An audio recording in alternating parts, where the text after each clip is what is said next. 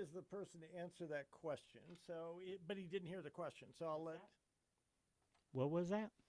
She was apologizing for Next being week, late, but next week she'd like to go early. yeah, just a little bit. I would love to go early.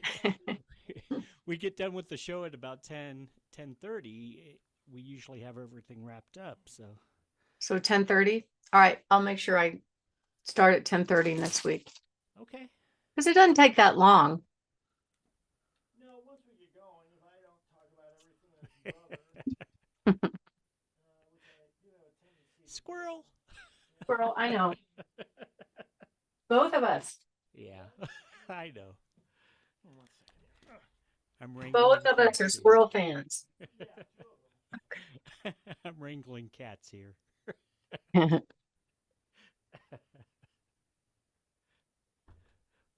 Or puppies in your case. How is your puppy? He's big and he still jumps some, but yesterday Mark had to get his oil changed, so I took him to the dog park. And we normally do like 2 laps, which isn't very far, but it's up and down hills and fox runs. It's not bad.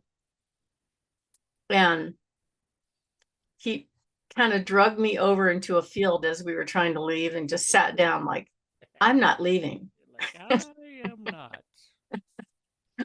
I'm in heaven. I don't know about you. Good luck moving me. Mm-hmm. No, puppy. That's what I like about our little Havanese is I could definitely pick her up with one arm and just Yeah. what No, we're going. not him. I also have one of those they look almost like a tactical vest and it actually has a handle so I can just scoop her up that way. Yeah, he wears that, but I can't lift him. I can maybe drag him, but he wouldn't come, so I just let the lead go and walk towards the car. And he got all tangled up and he couldn't walk, and I had to go back. And I thought that psychology would work. I'm leaving. I don't know about you. It's tough when they're smarter than we are. Mhm. Definitely strong-willed little guy. He's very sweet, though. I feel safer, Well, if Mark's not home. yeah, absolutely. All right.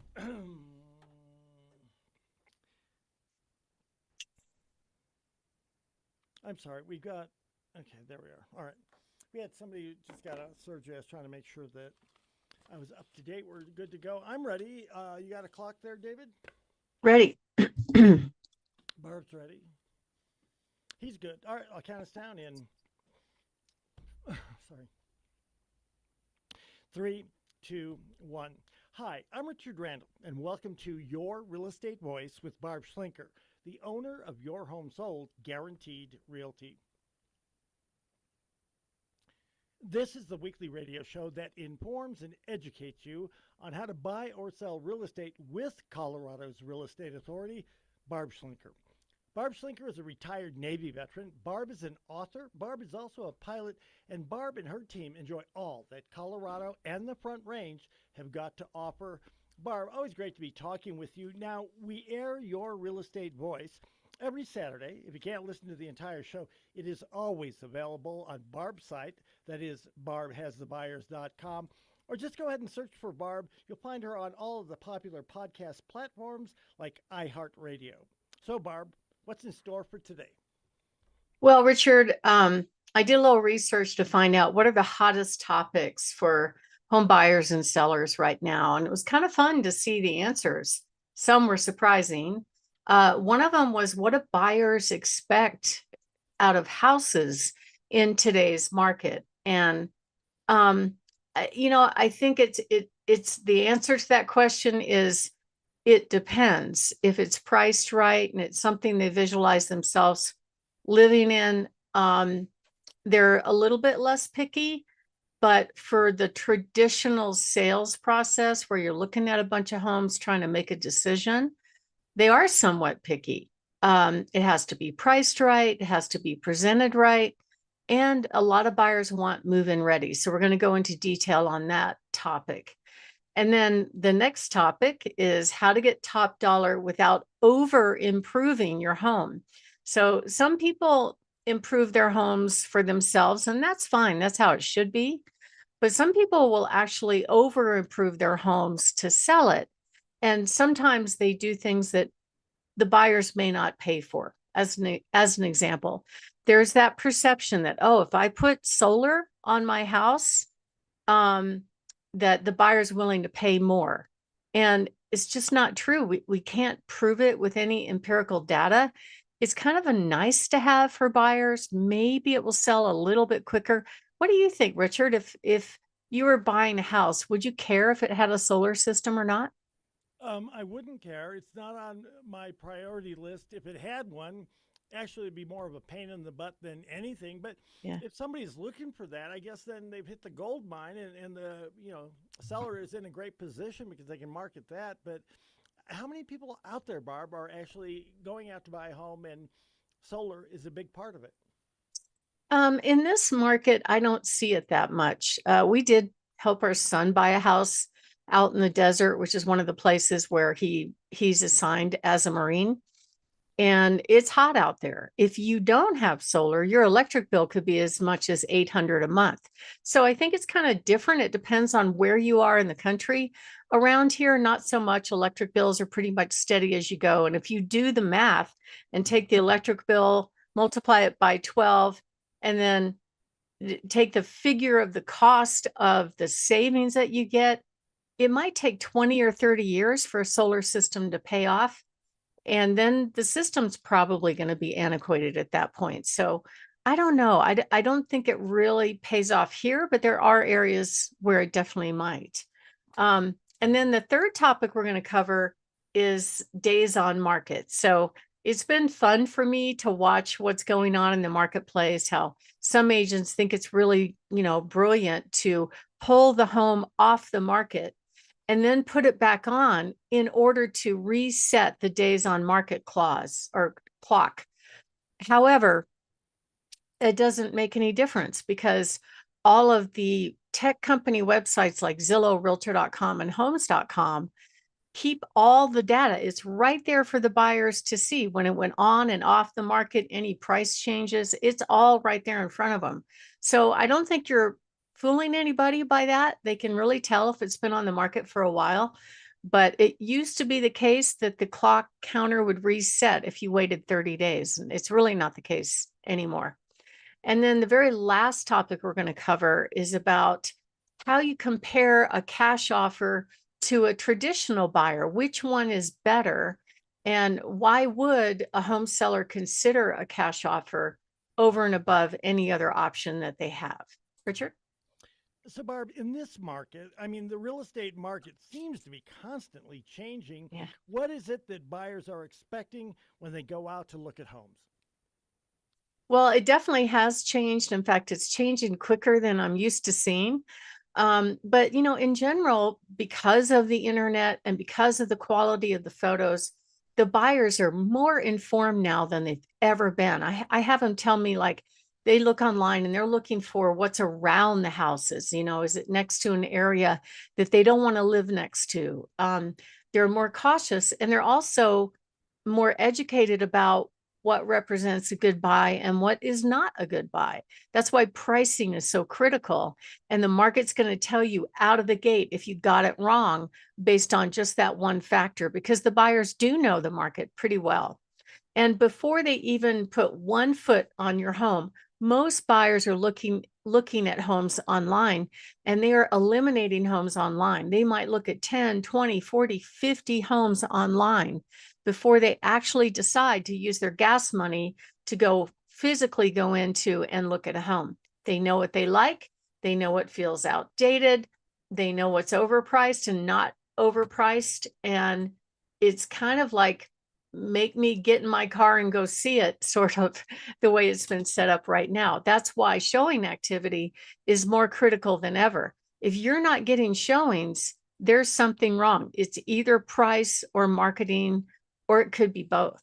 But the key is buyers really don't care what you paid for your home. They don't care what you paid for your upgrades. They don't care about all the investment that you put into your home.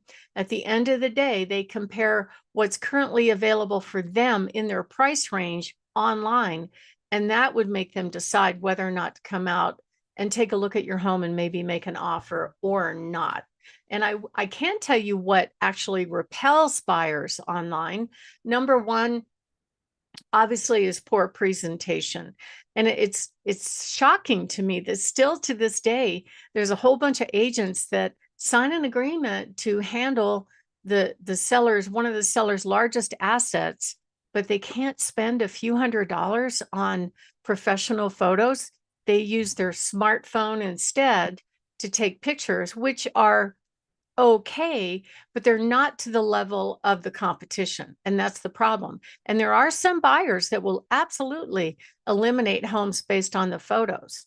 If the photos are dark, if they're blurry, if they're cluttered, if they have bad lighting, that could be enough to make a buyer go, I don't think so. I'm going to move on and check it out. And it's really funny how I've seen buyers just turn their nose up at a house just based on the photo without realizing it's actually a pretty nice house. It was just poorly presented. So it's kind of sad to me to see that, but unfortunately, it's only 1 week of school to be, I'm sorry. Unfortunately, it's only 1 month of school to be a real estate agent. There's no job description, there's no training, there's no how to. Most brokers might give you some training, but in general, here, fill out these forms, make sure they have this disclosure, that disclosure, go sell, figure it out. So they don't talk about the things that the consumer expects real estate professionals to know, which are really important things. Help with pricing, marketing, negotiating, handling objections, and helping them go through the process the right way. Another buyer repellent is an outdated home. Now, I'm not saying outdated homes don't sell. That's not true. There's a price for everything. So I had one a year ago. It was built in 1960. It was a cute little ranch with a finished basement. The kitchen was original, no kidding, all original appliances that were 65 years old, but they worked. It was well kept. It looked good. It was priced right, and it sold with multiple offers above asking price. So it's not necessarily that you have to update homes. It's just that they have to be in good working order, good condition. So things like old carpet, like, I don't know about you, Richard, but my carpet gets thrashed pretty quickly because we have a new big dog. What about you? Absolutely. I mean, if you live in a home, it pretty much doesn't matter what type of carpeting you have, but if you live there, especially if you have an animal, yeah, it's going to show that you live there. Yeah, I was telling my husband today, I'm like, I woke up and before the light was on, I could see the traffic areas in the carpet. I'm like, wow, it's only a year old. But, that's the nature of having a pet. We understand that. So, of course, if we sold the home, we would not present the home that way because buyers look at that and they go, oh, I need to put money in this before I can live with the way this home looks.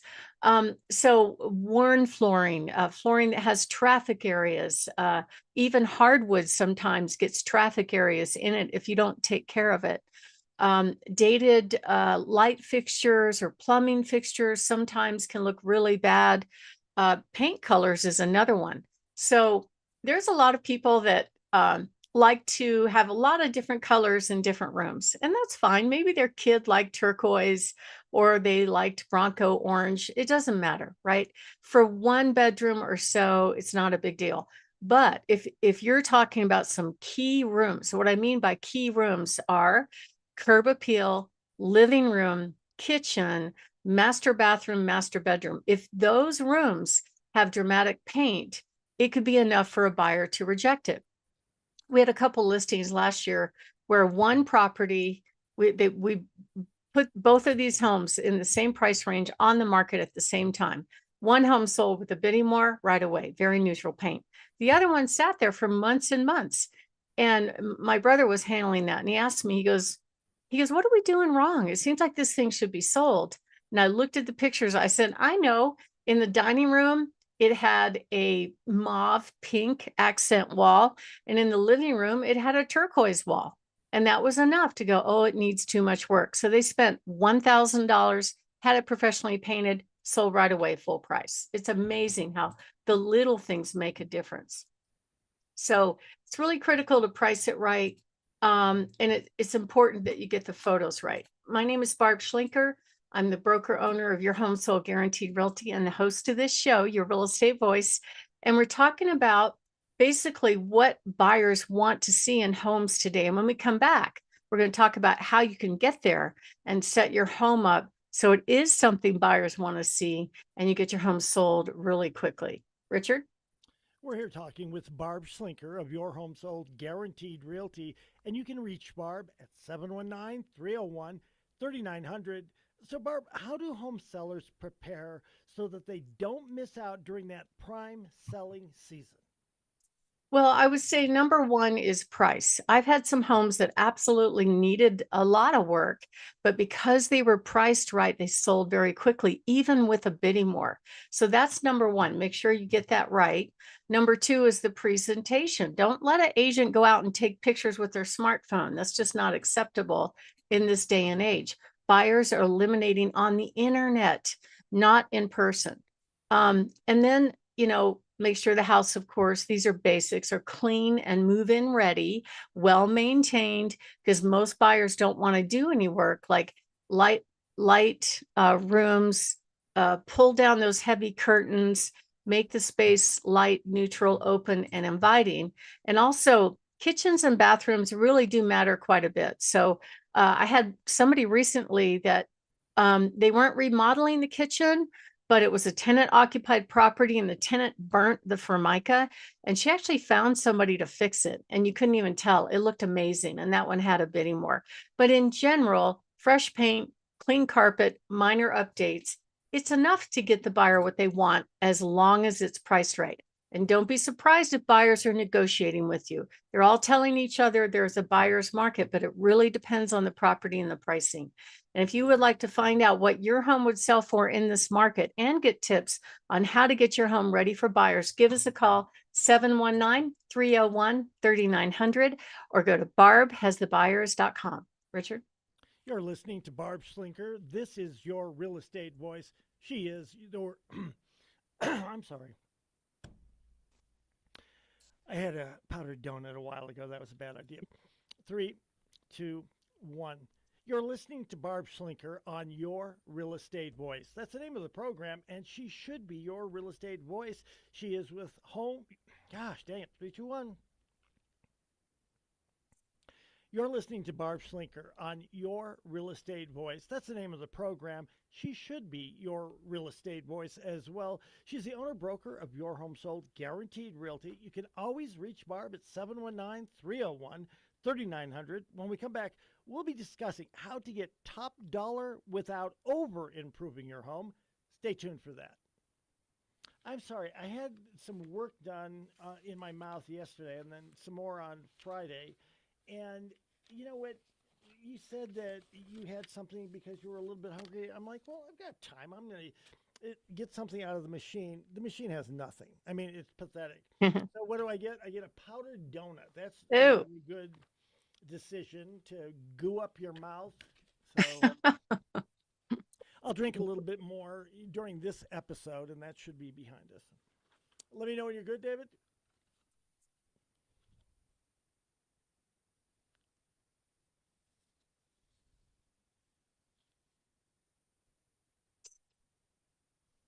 All right. I'll count us down in 3, 2, 1. Welcome back to Your Real Estate Voice with Barb Schlinker.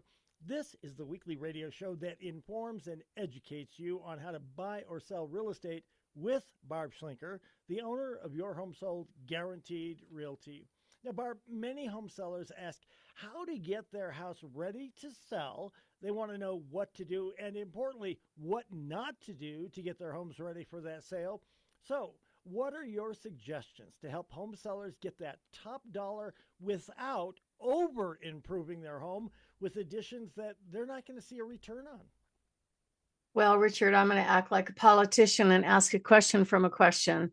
All right. So let's say you're getting your house ready to sell and you want to spend, I don't know, 5, 10, even 20,000 to fix up the home.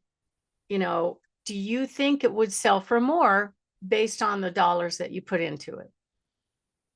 I think the conventional wisdom, or not conventional, but I think for a long time people thought that it would. If I put $10,000 into the kitchen, I'll get at least that 10,000 back, and maybe 15 or 20,000 back. But I've been talking to you for a while, so I think I know better.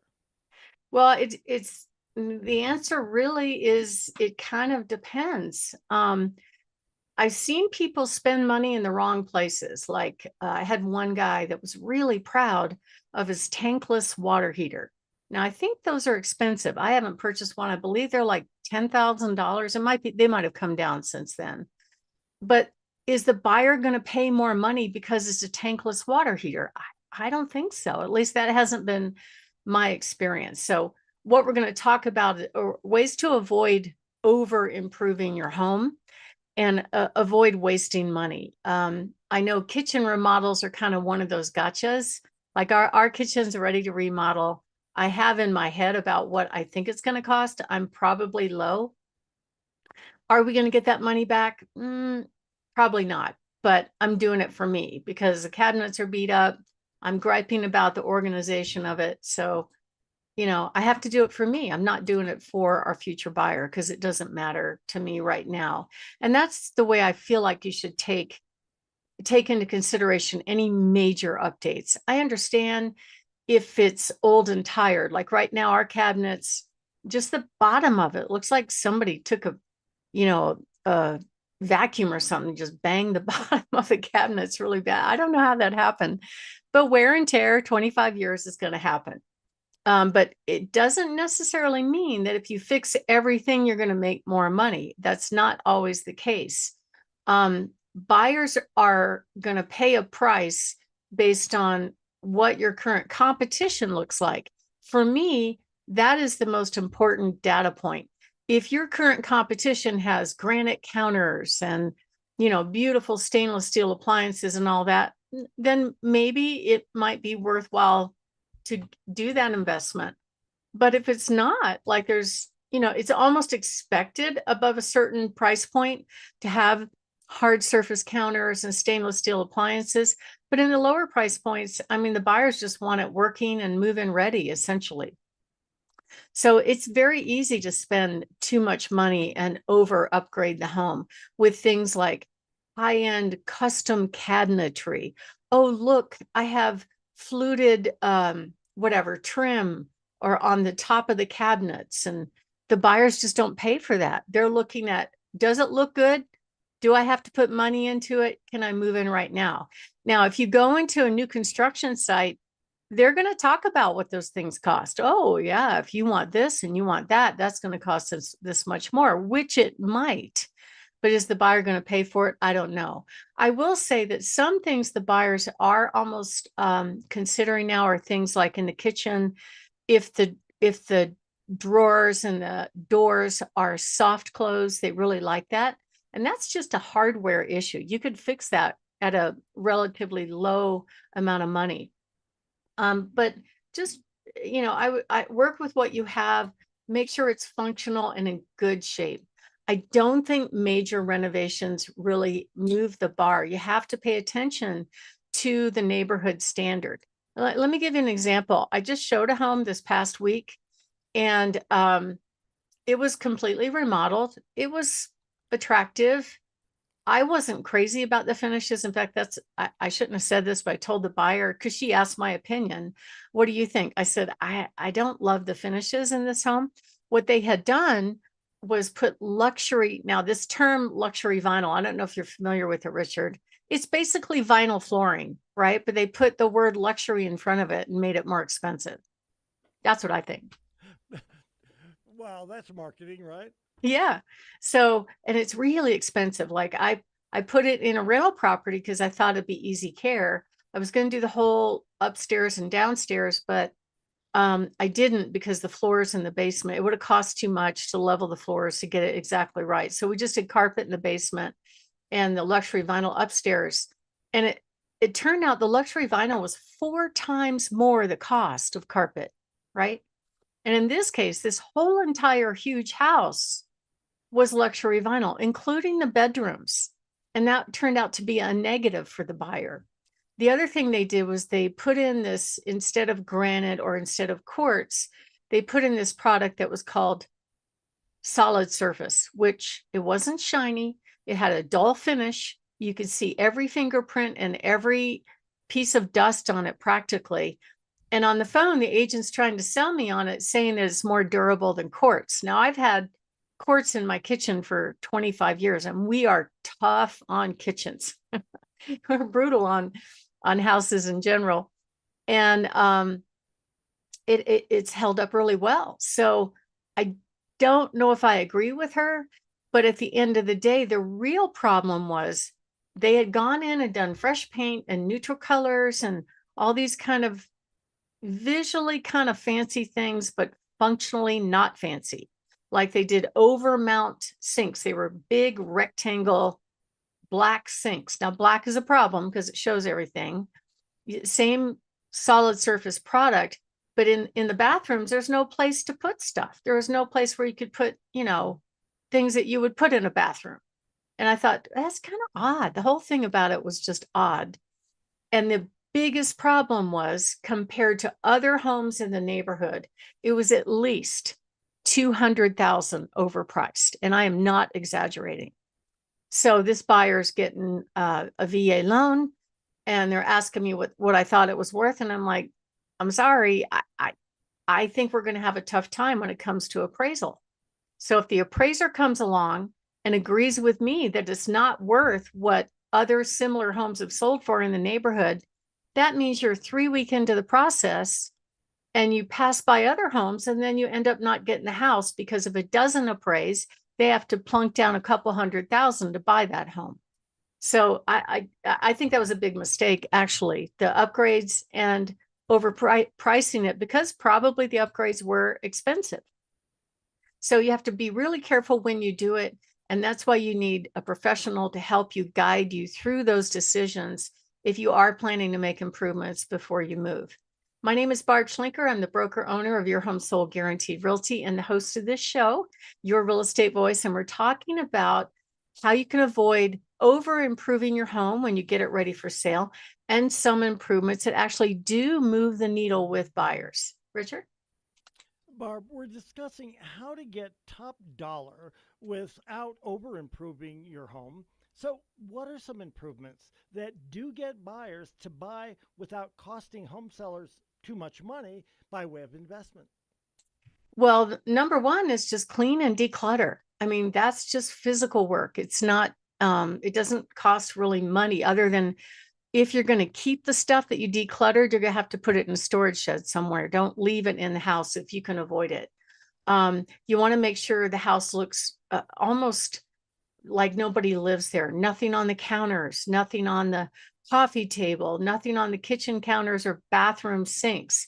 Make it light and bright and very austere because the buyers have to visualize themselves in the home. And paint's one of those things that you can get a really good return on your investment. You want neutral colors, you want light tones. And if you go on Google or the internet and you look at, okay, what are the painting trends for the year? Be very careful about what they say about trends because I've seen some, instead of trends, they were actually designer fads like bright turquoise, like about the color of my jacket, jewel tones, turquoise jewel or dark blue or those kind of things. If you put those sort of colors onto main rooms and they go out of style, guess what? Either it's not going to sell or buyers are going to turn their nose up at it and you're going to end up lowering the price below what your investment was anyway. So be very, very careful about paint. Flooring, if needed, is very important, Buyers want to move in, drop their stuff, and get on with their life. Minor kitchen updates are important. Things like try to match all the appliances if possible.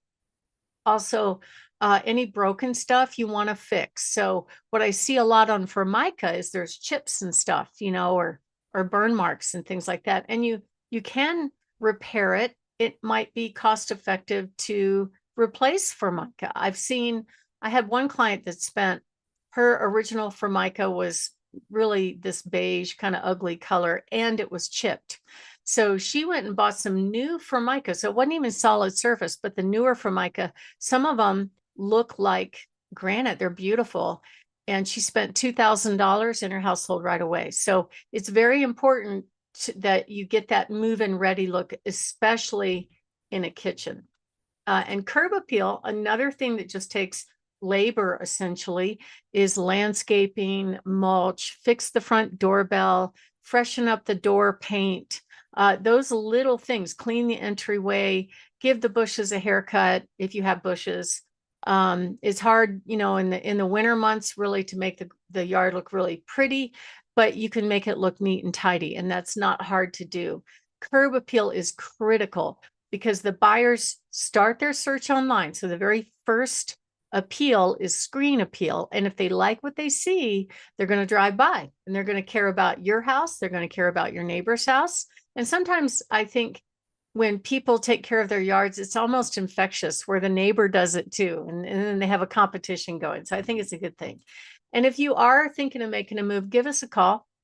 We'd love to help you. We help clients every single week, give them tips on what to do and what not to do to get their house ready for sale. We'll go over all the closing costs, give you a really good idea what your home will sell for and how much you'll put in your pocket when it sells. We sell homes every single week, and we'd love to help you. Just give us a call at 719-301-3900 or go to barbhasthebuyers.com. Richard? You're listening to Your Real Estate Voice with Barb Schlinker of Your Home Sold Guaranteed Realty. And if you are thinking of making a move, call Barb at 719-301-3900 or visit barbhasthebuyers.com. We'll take a break. When we come back, we'll be discussing the truth about days on market when you're selling a home. Stay tuned for that. Yeah, I can see. So there's an advantage if you just, make it look like it hasn't been on the market that long. People won't suspect, but if they see that it's been on the market, they're going to start asking, okay, so what's the problem here? Yep.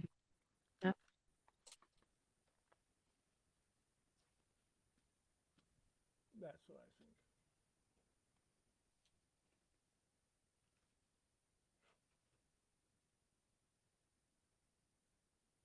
I have Skinny Pop in my office.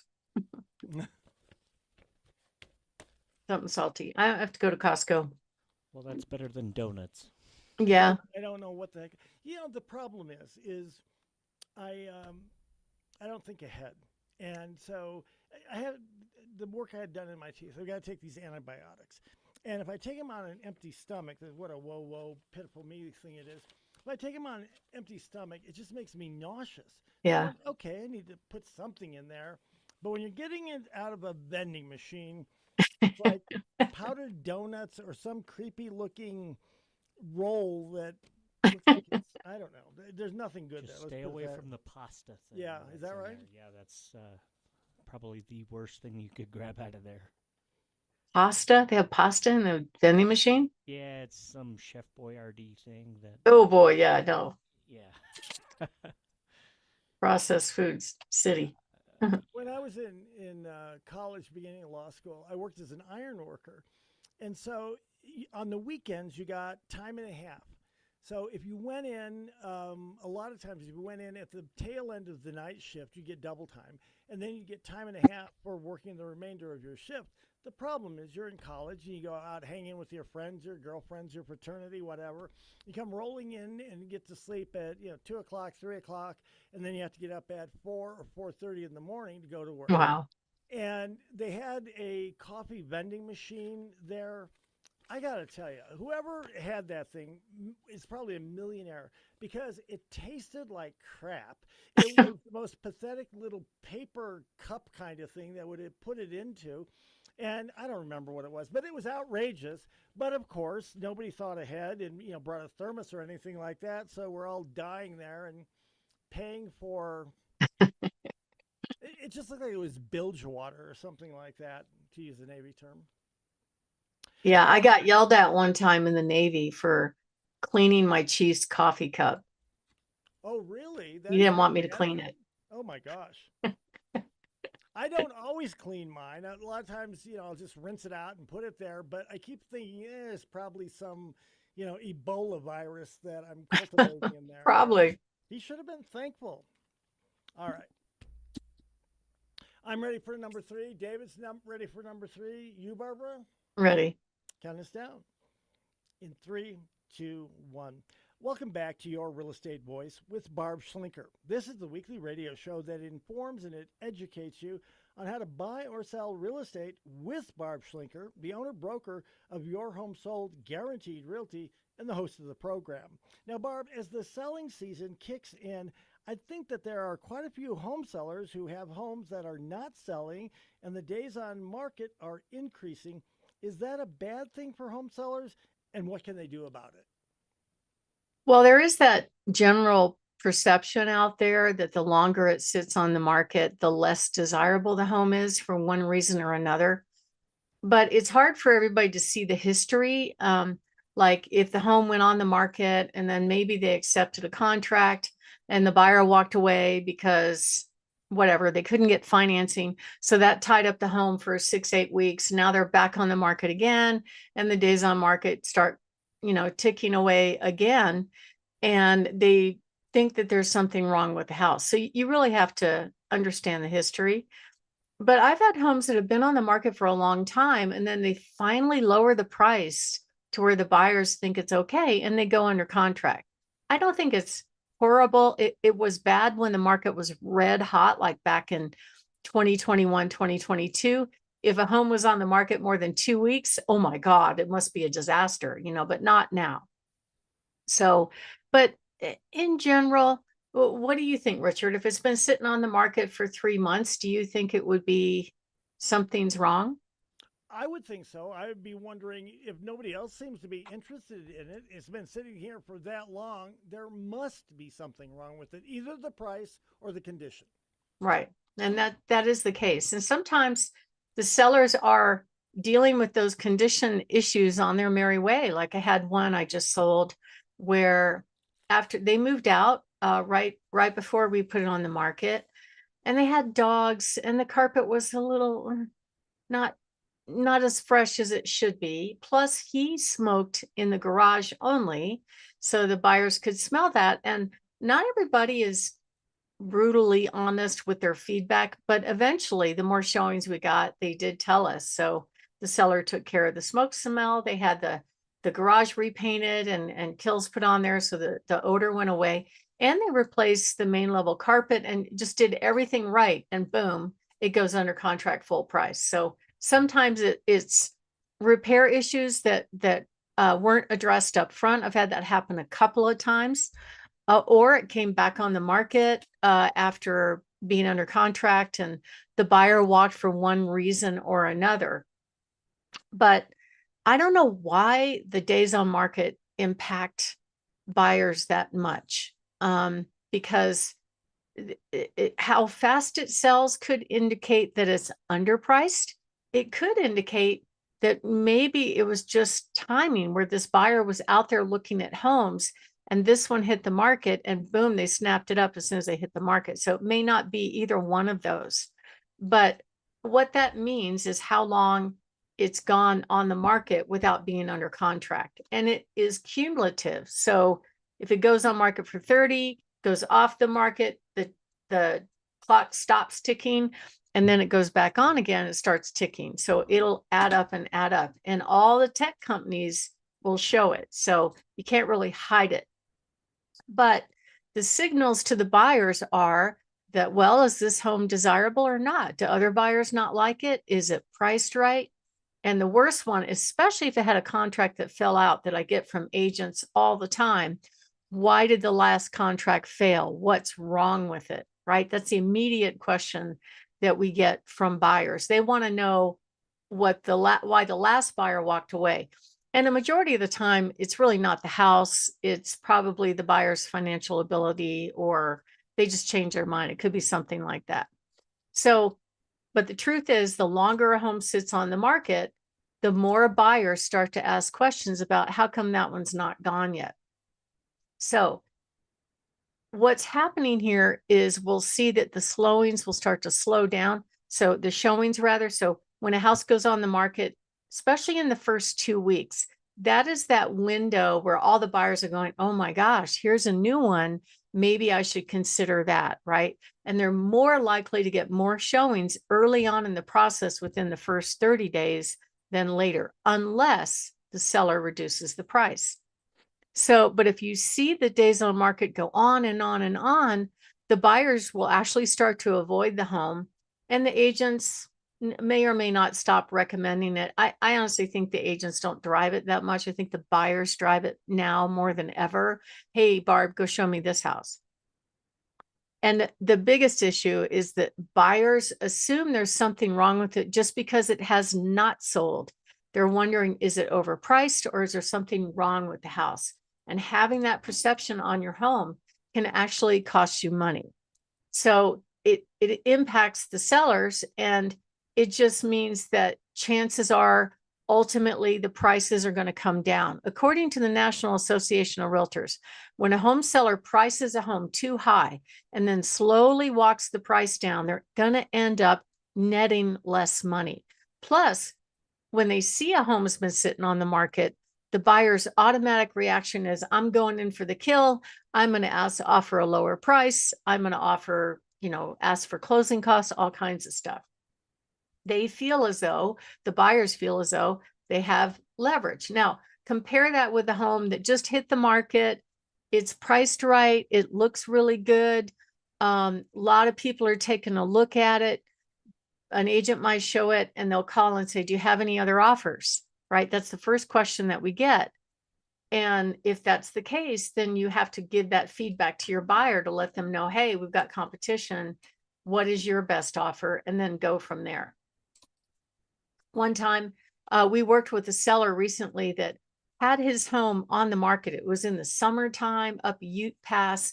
And just to put this in perspective, Richard, I don't know if you know, but a lot of Texans come up to Colorado in the summer. Have you noticed that? I have because I'm sorry. Actually, I have because whether it's Ute Pass, Woodland Park, or down near Cuchara, a lot of times they like the higher elevation because it's a little bit cooler. It's cooler. It's not humid. There's no bugs. They love it here. So this seller put his house on the market and he picked the price that the agent said it would sell for. And it sat on the market all through the whole entire summer, didn't sell until finally the seller kind of had enough.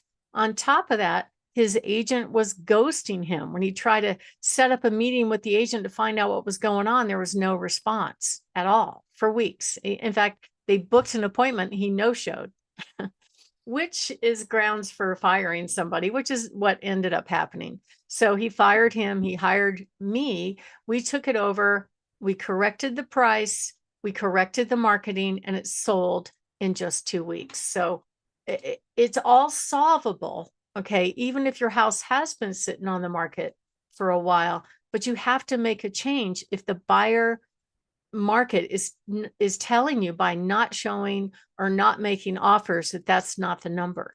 And I remember getting a question from one of my sellers once. She wanted to go from a townhome to a single family home. So initially we had an okay launch to the home, but then after that, it was just a trickle of showings and nobody seemed interested. So she asked, she goes, how do I get this done? I said, I know it's price, because I knew the marketing was fine. So we made a small, not a huge adjustment, but a small, reasonable adjustment to price.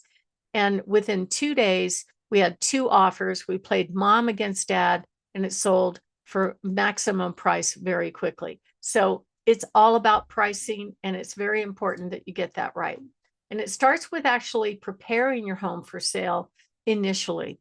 If your house has flaws, then there's a price for that. If your house is perfect, there's a price for that. but you also have to look at what the competition is before you go on the market to make sure you got that right.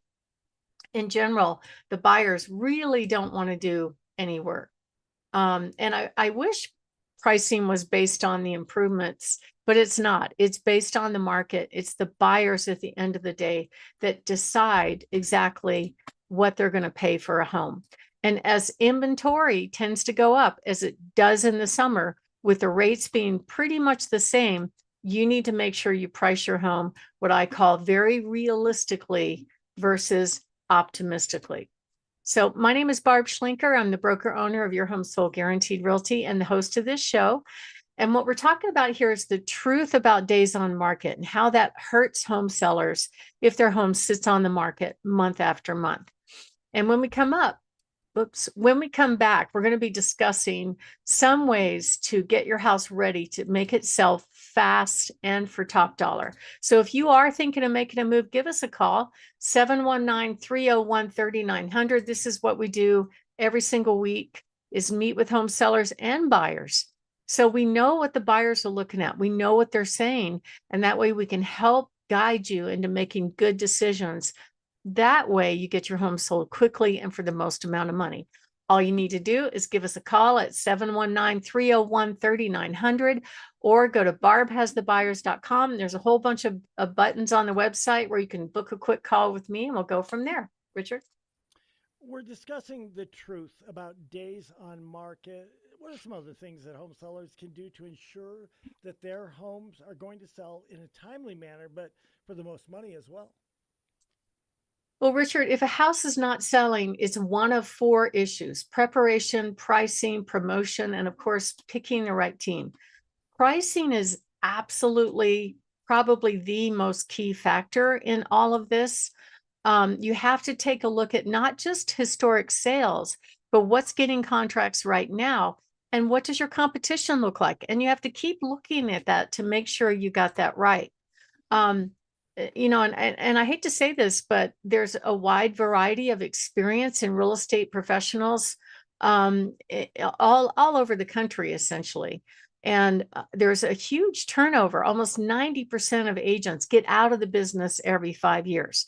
According to Zillow, 72% of the agents didn't sell any homes last year. Are you really going to make your pricing decision based on somebody that is not actively selling in the market? I wouldn't do that, but that's what happens. So if you pick somebody that's not selling very much, you need some really good data on how to approach selling the house, because the market's going to tell you almost instantly when you go on the market if you did not get the pricing right. You'll be able to tell by the volume of showings. If you're getting a lot of showings or you're getting offers, you're definitely in the right, on target for getting this home sold quickly. But if you're getting very few showings, maybe no showings at all, you miss the mark completely. And that's what we help our sellers do every single week when we meet with them. And just so you know, pricing is probably the most critical factor. We just sold a home. It was a nice newer home. However, somebody had gone into the home and stolen all of the stainless steel appliances and the quartz counters that were on top of the breakfast bar, which really made me mad because other than that, it had a few little cosmetic issues. It was unfortunately a foreclosed home. But the seller decided to price it right. And when they did that, they had multiple offers and it sold for $30,000 over asking price as is. The seller didn't fix anything. So there's a price for everything, and we can help you do that. Just give us a call at 719-301-3900 or go to barbhasthebuyers.com. Richard? You're listening to Your Real Estate Voice. Barb Schlinker, Your Home Sold Guaranteed Realty, host of the program. And if you are thinking of making a move, call Barb at 719-301-3900 or visit barbhasthebuyers.com. We'll take a break. When we come back, we'll be discussing cash offers versus traditional buyers, plus what is better of those two and Barb's hot new listings. Stay tuned for all of that.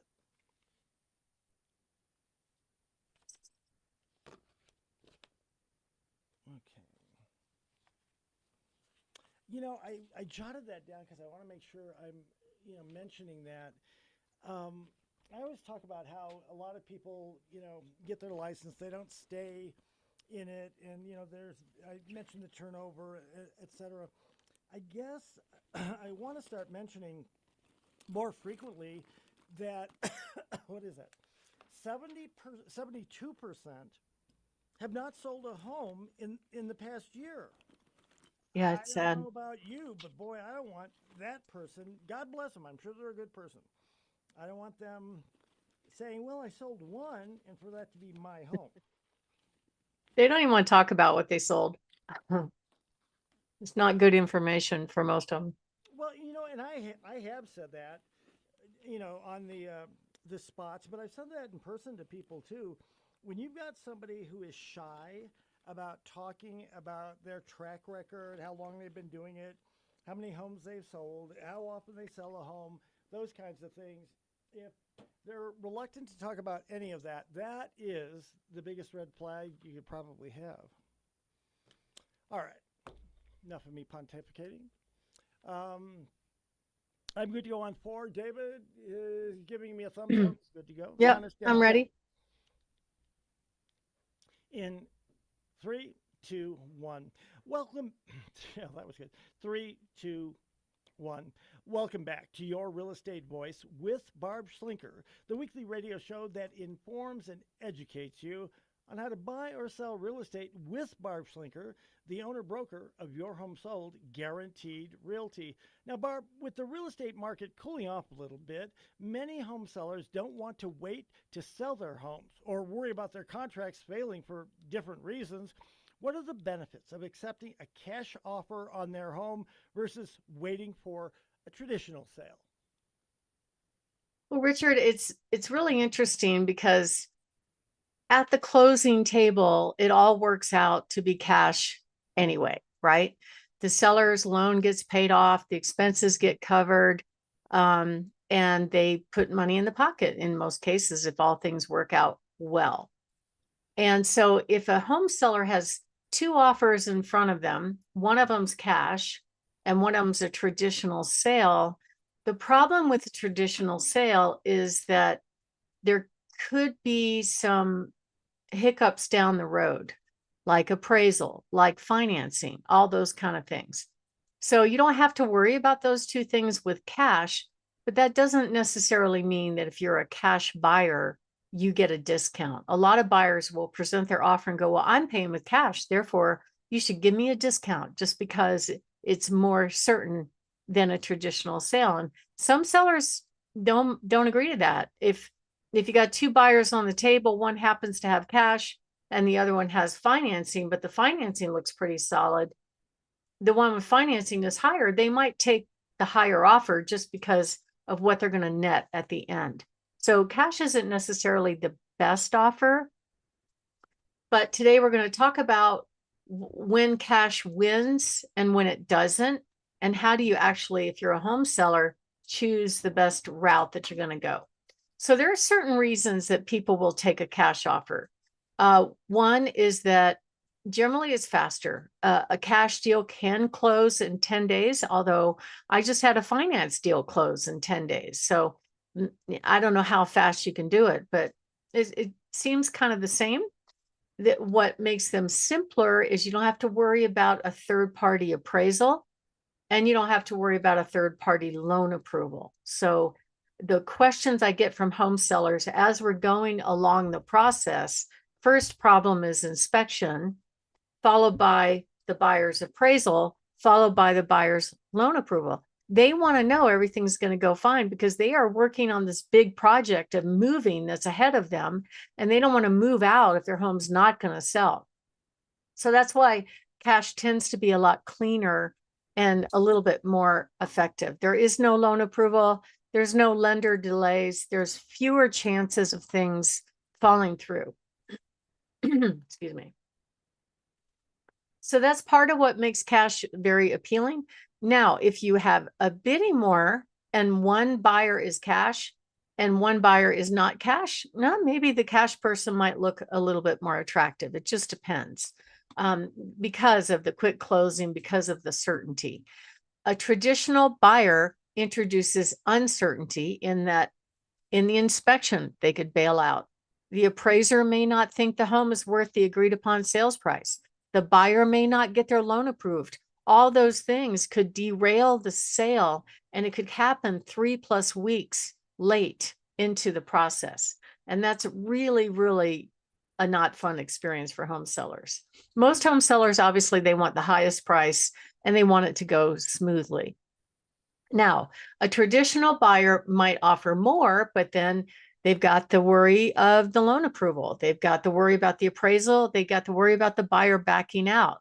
And that's why we're seeing a growing number of home sellers actually accept investor cash offers, because it's like the easy button. It's the certainty. They know it's going to happen, especially when home sellers have a home that needs some work, or they just don't want to make it look pretty for showing. They just want to get on with their lives and get it done. So there's a growing number of people that will opt for that option, and there's a cost for that. Typically, they're not going to net as much money as they would under a traditional sales process. Not all finance buyers are risky, by the way. You can get a really good feel as to whether or not it's going to go through based on the amount of down payment, based on the talking with the lender and just seeing how solid they are. There's a lot of clues that can give you confidence that it's going to go through. And let me just tell you a story. I recently had a home seller that was a retired Marine infantry officer. He was very gruff and tough. And when we first met, he said, "Okay, Barb, the way I want you to do this is I want the most money." I said, "Okay. Well, the way you get the most money is not by pricing it the highest. You have to price it right to attract a lot of buyers to throw their best hat in the ring." So that's what we did. We ended up getting 6 offers. The top 2 offers, one was cash and one was getting a VA loan. So I had to go back and play mom against dad with those 2 buyers and get their ultimate highest and best, even though they allegedly brought their best offer up front, which they didn't. And he asked a really good question when we were talking about which buyer he should pick. The finance buyer was substantially higher than the cash buyer by $41,000. However, that buyer was getting a VA loan, 100% financing. So it meant that we had to prove that the home was worth $41,000 more. And we did not have the proof. Similar sales didn't match it. So he goes, "Well, when in the process does this take place that you determine whether or not the appraiser thinks it's worth the contract price?" I said, "It doesn't happen until about a week before closing."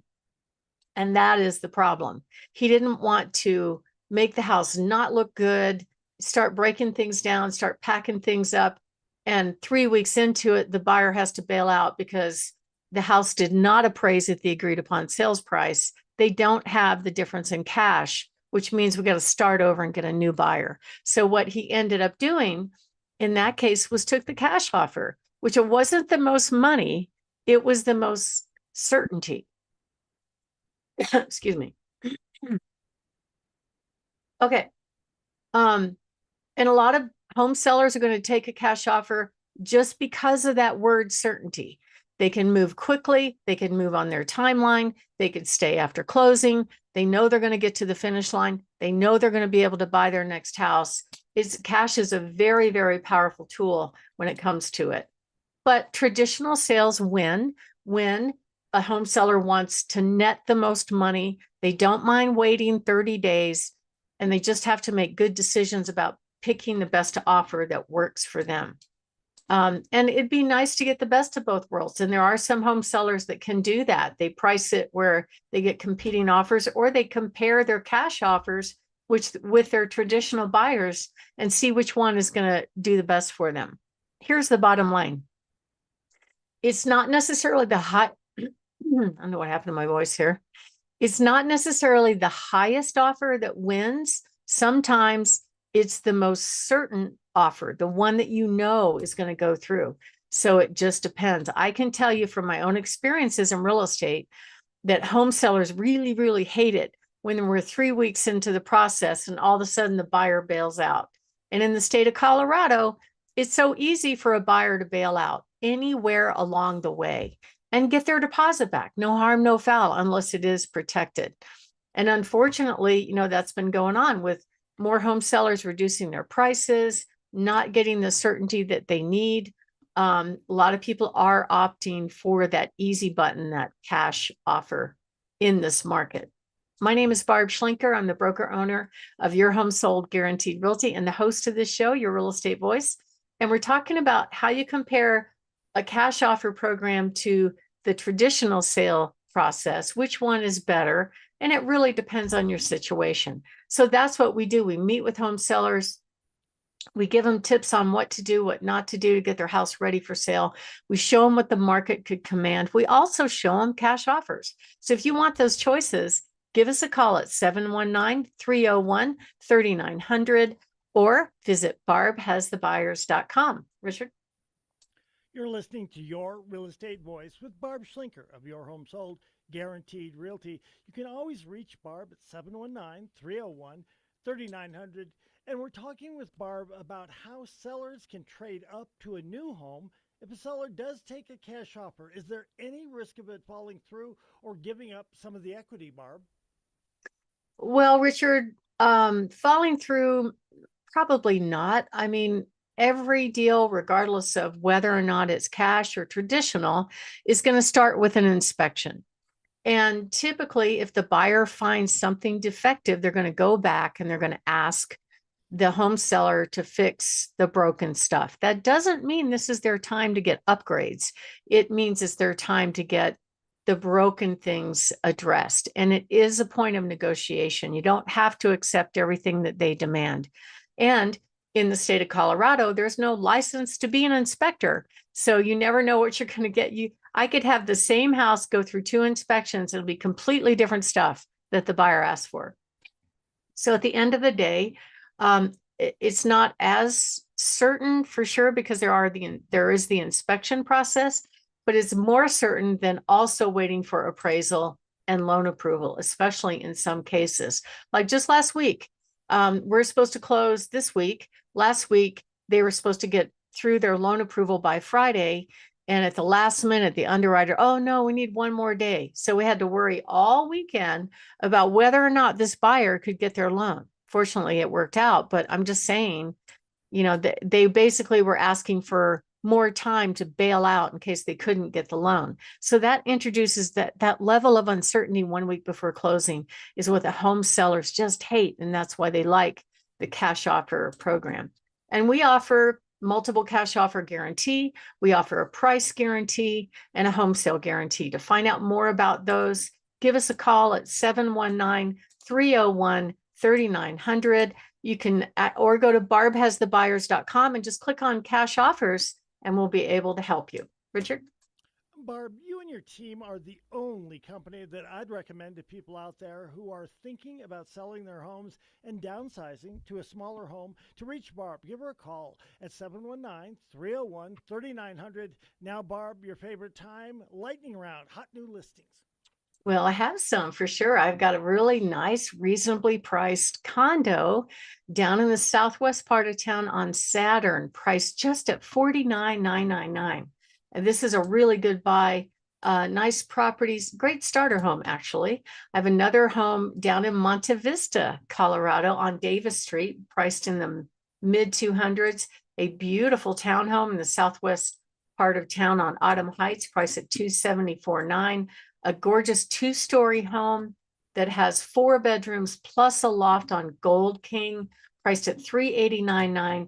A stunning home on 2+ acres in D20 on Vincent Drive, priced at $949,900. And a beautiful home on 80 acres on Judge Orr Road. This home has a single family, gorgeous custom home over 5,400 square feet with a beautiful deck. Plus, there's an auxiliary dwelling unit of 2,900 square feet, plus 2 barns. You have very happy 4-legged family members, lots of fencing and cross fencing. Is really the perfect hobby farm estate, priced at $1.39 million. So if you are thinking of making a move, give us a call. We can help you with that. We also have a stunning place up in Florissant, 2754 County Road 421, in the mountains, 35 acres. Has spectacular views pretty much the vista of all the mountains up there, a beautiful detached building that also has an ADU and enough space to park 8 cars plus an RV and many more. We also have 2 hitting the market this week. They're going to be the perfect downsizing home and a great lot on Hidden Valley. To find out about all of our properties, go to barbhasthebuyers.com and click on featured homes. Richard? You've been listening to Your Real Estate Voice with Barb Schlinker of Your Home Sold Guaranteed Realty. And if you are thinking of making a move, call Barb at 719-301-3900. Or as always, you can visit barbhasthebuyers.com.